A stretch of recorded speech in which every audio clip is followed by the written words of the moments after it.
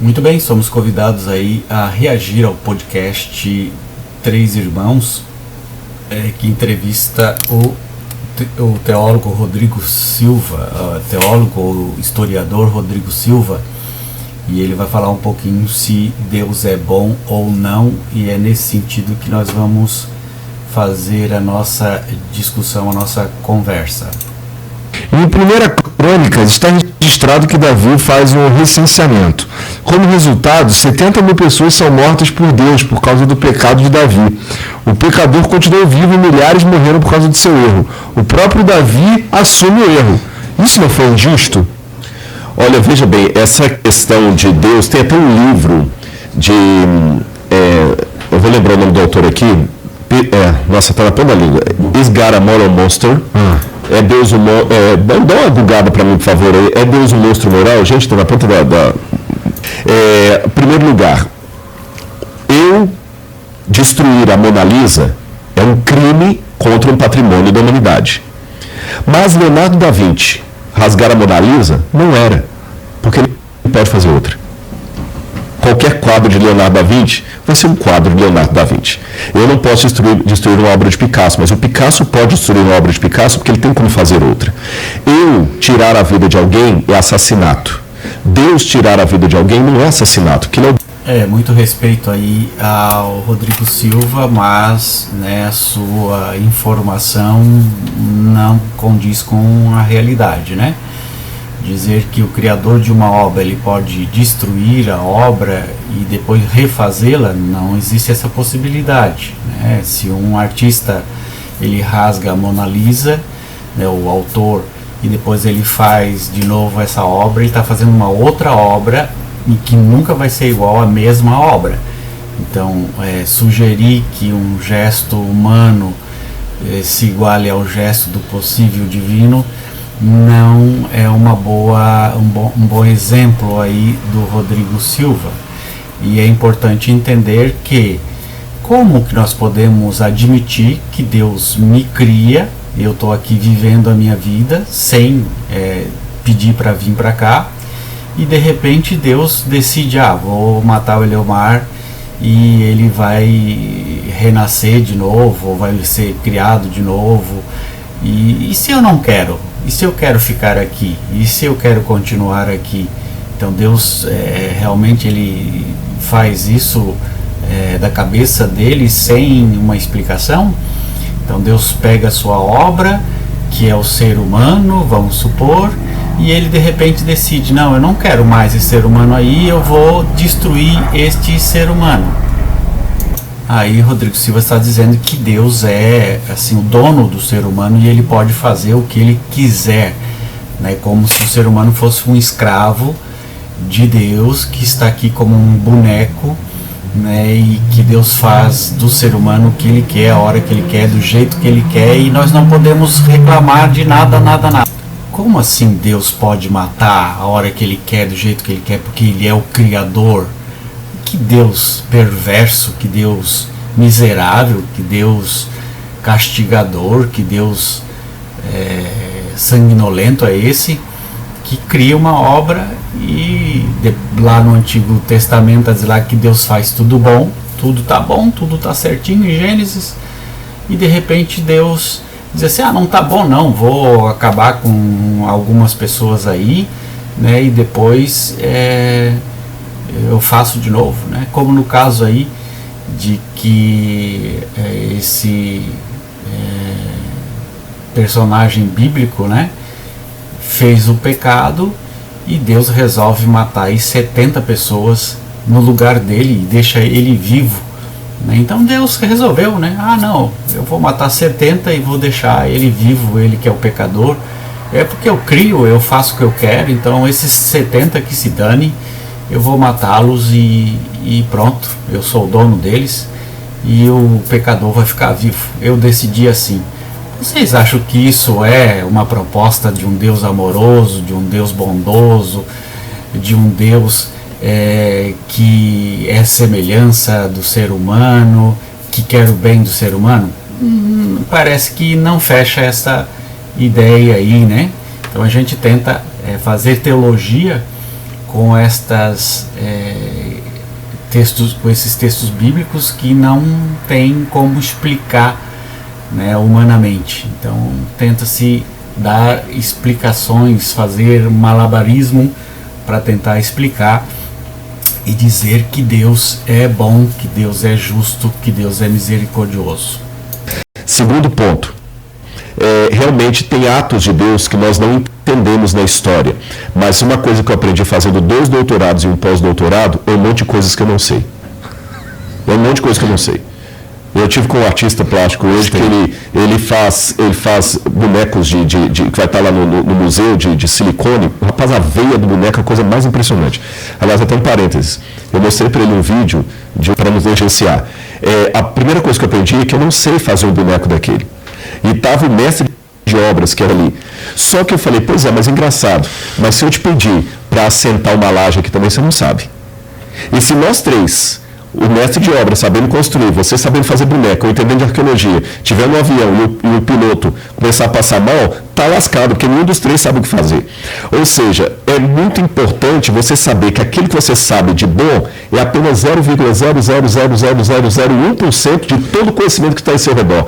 Ele fala hebraico 40 milhões de vezes melhor do que eu, mas ele não sabe nada de persa.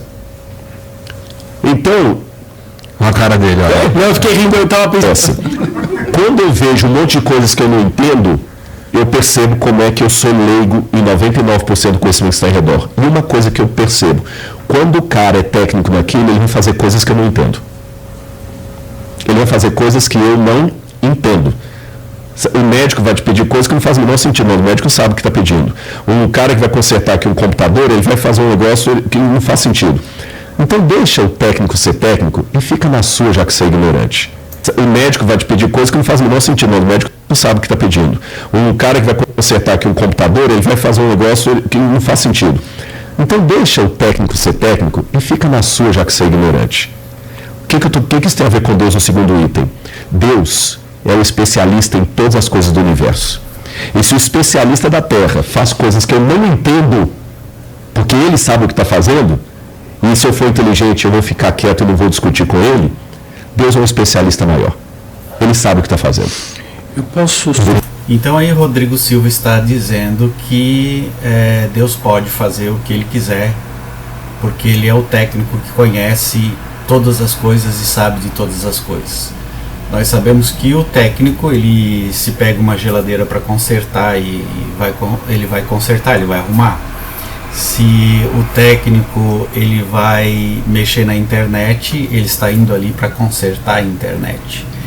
E que se Deus fosse um técnico, ele também consertaria aquilo que não está bom, aquilo que está falho, e não destruiria.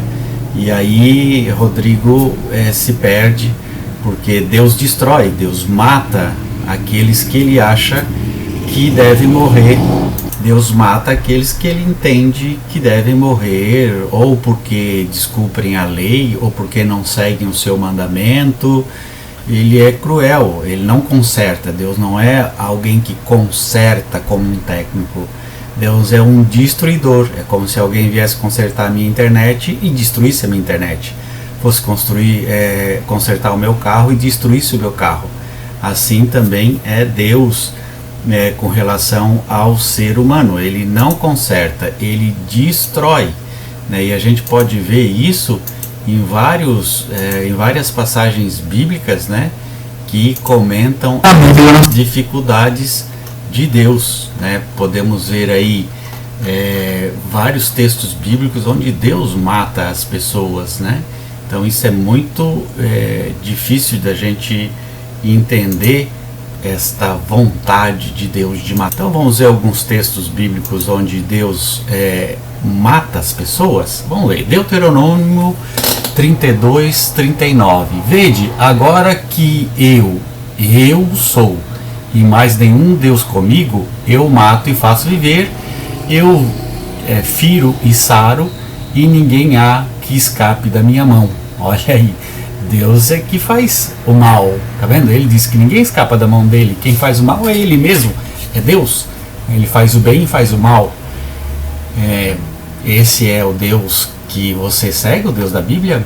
1 Samuel 2,6. O Senhor é o que tira a vida e dá, faz crescer, descer a sepultura e faz tornar a subir dela. 2 Reis 5,7. E sucedeu que, lendo o rei de Israel a carta, rasgou as suas vestes e disse: Sou eu Deus para matar e para vivificar, para que este envie a mim, para eu restaurar a um homem de sua lepra? Pelo que deveras notai, peço-vos, e vede que busco ocasião contra mim. Isaías 66:16.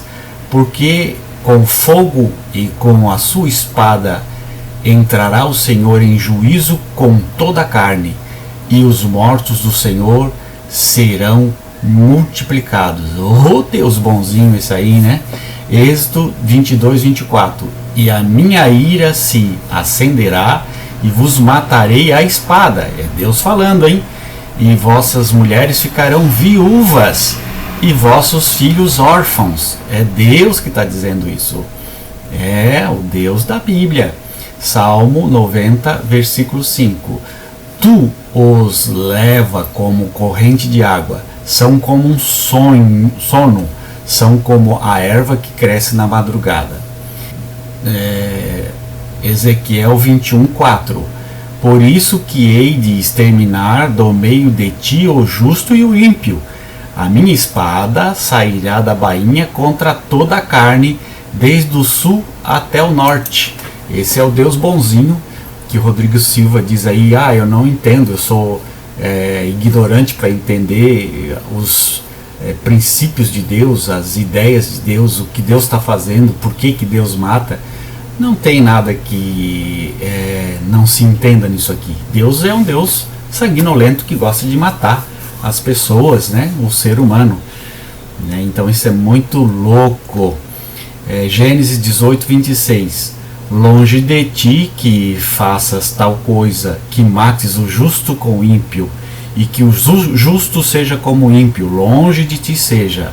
Não faria justiça o juiz de toda a terra?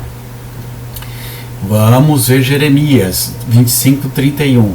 Chegará o estrondo até a extremidade da terra, porque o Senhor tem contenda com as nações, entrará em juízo com toda a carne, os ímpios entregará à espada, diz o Senhor. Deus dizendo aí que vai matar à espada aqueles que não seguem a palavra dele, tem que seguir, senão vai ser morto. Eita, Deus bonzinho esse, né? Salmo 68:21.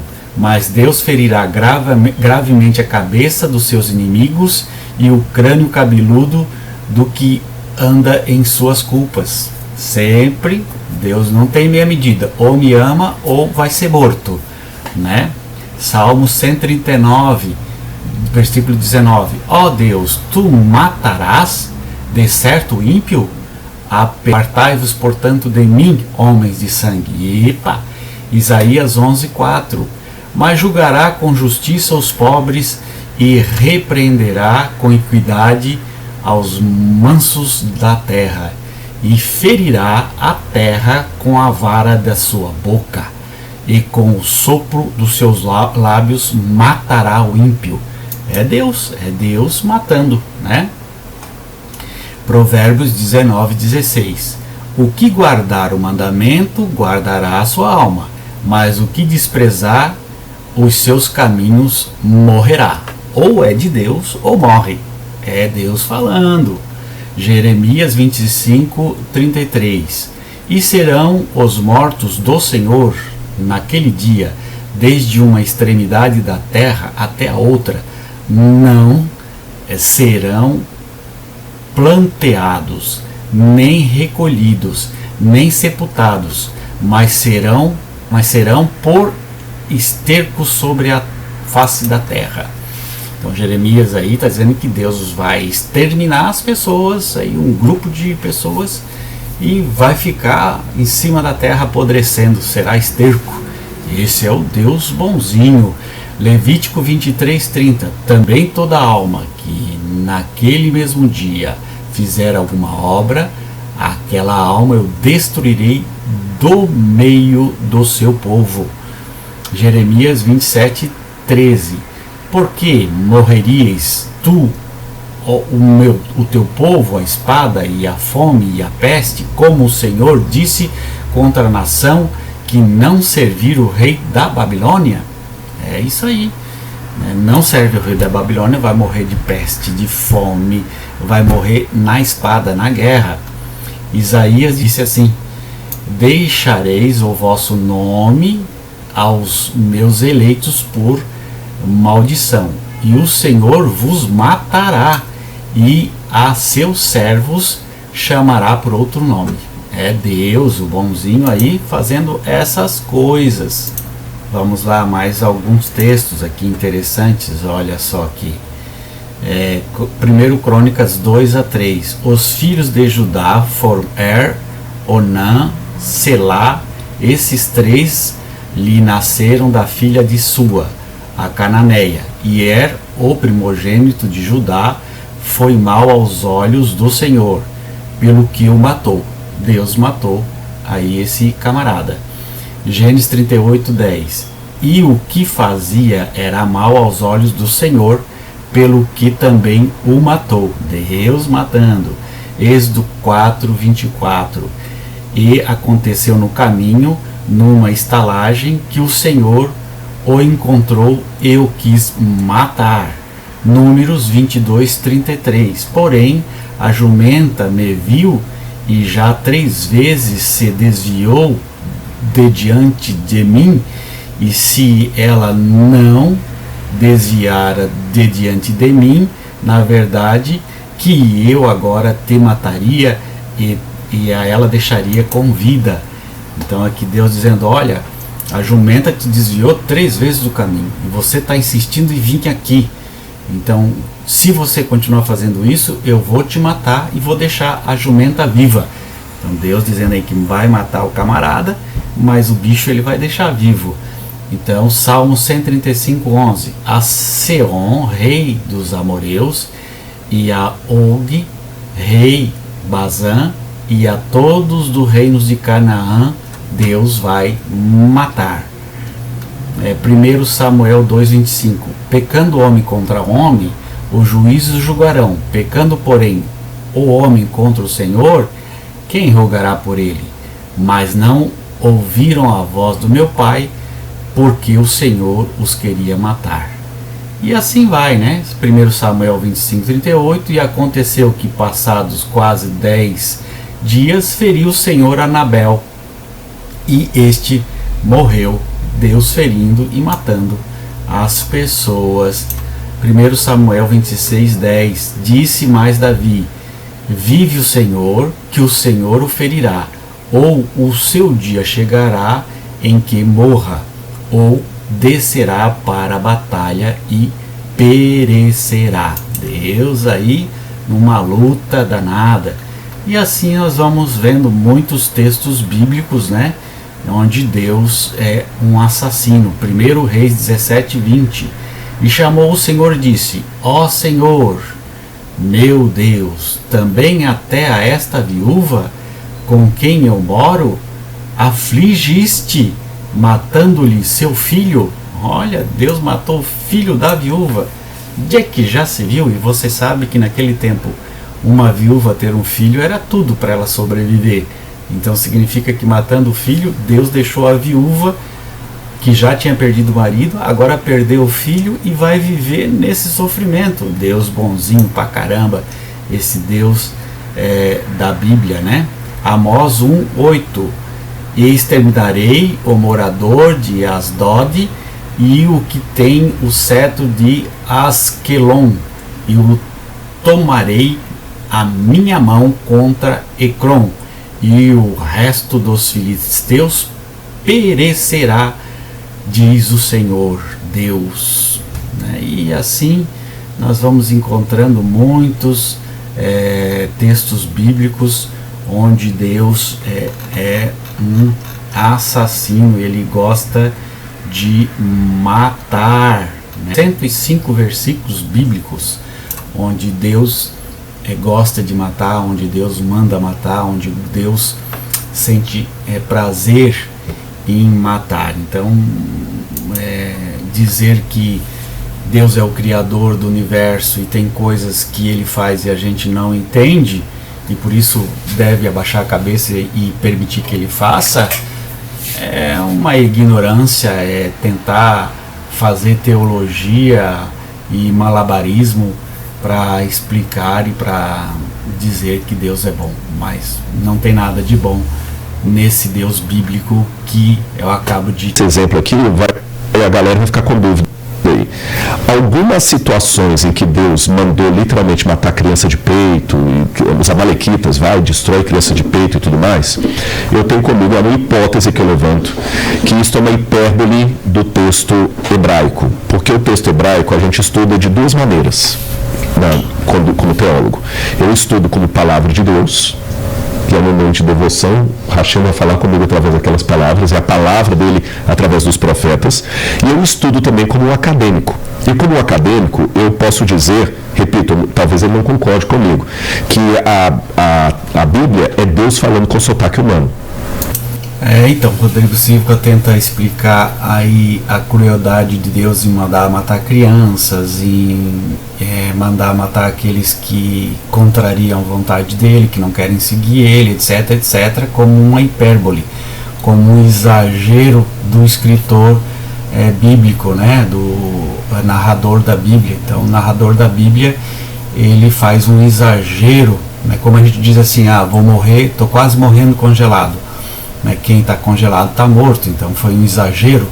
Então, quando o escritor bíblico fala sobre matar crianças, matar mulheres, ou matar as crianças, as mulheres e os homens e os meninos e deixar só as meninas, e os soldados podem ficar com as meninas para fazer o que eles quiserem, né?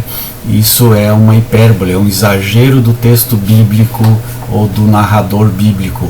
É a opinião do Rodrigo Silva, e só que aí ele está vendo como um historiador, como um arqueólogo, como um teólogo, né, e não como um crente.